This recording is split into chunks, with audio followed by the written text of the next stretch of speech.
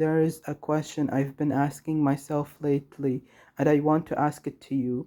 What are you comfortable with that you shouldn't be?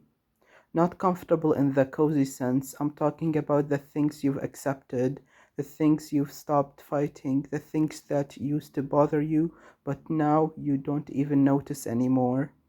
The low grade unhappiness, the relationship that's been dead for years, the job that drains you but pays the bills, the friendships that are one sided but you keep showing up because it's easier than being alone, the dreams you stop talking about because it hurts too much to admit you gave up on them. We think of comfort as a good thing, and sometimes it is, but there is a kind of comfort that's dangerous. It's the comfort of numbness, the comfort of settling, the comfort of telling yourself that this is just how it is, that everyone feels this way, that you're lucky to have what you have, so stop complaining. That voice, the one that tells you to be grateful and quiet, that's not wisdom, that's fear dressed up as maturity. That's the chain that looks like a blanket. You wrap it around yourself because it feels warm, but over time it gets heavier and heavier. And one day you realize you can't move, but by then you've forgotten what it felt like to move. So you stay and you tell yourself you chose this. But did you? Did you choose this life or did you just stop choosing? Did you just stop fighting? Did you just let momentum carry you into a life that looks fine from the outside but feels hollow from the inside? Because there is a difference between being grateful for what you have and settling for what you don't want. And we've gotten really good at confusing the two.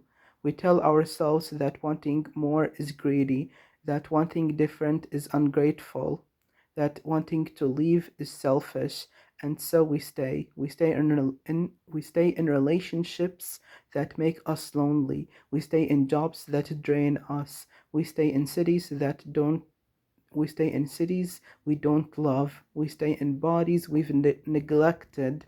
We stay in lives that don't fit because leaving feels like a betrayal, but staying without wanting to be there, that's a betrayal too. It's a betrayal to you. It's a betrayal of yourself. And the thing about that kind of betrayal is that nobody else knows it's happening. You walk around looking fine, you answer questions about your day, you laugh at the right moments, but inside there is a quiet voice that knows, a voice that knows you're not where you're meant to be, a voice that knows you're wasting something precious, a voice that's been screaming for years, but you've learned to tune it out. That voice is part of you that still remembers, the part that hasn't settled, the part that knows you were meant for more than this. Not more in the sense of bigger or richer, more in the sense of alive, more in the sense of real, more in the sense of being full yourself instead of a watered down version that fits into the spaces you're given. So, what do you do with that voice? Do you keep silencing it? Do you keep telling it to be quiet, to be practical, to be realistic? Or do you start listening? Not necessarily acting, but listening, just acknowledging that it's there, that it's not wrong, that the discomfort you feel isn't a sign that something's wrong with you. It's a sign that something's wrong with the life you're living. Because discomfort is not the enemy, discomfort is information. It's your soul telling you that something doesn't fit, and the more you ignore it, the louder it gets, until one day it's not a whisper anymore, it's a roar, and by then you've wasted years. I'm not telling you to burn your life down tonight. I'm telling you to quit your job or leave your relationship or move to another country. I'm just asking you to stop pretending. Stop pretending you're okay with things you're not okay with. Stop pretending you don't want what you want. Stop pretending this is enough when you know it's not.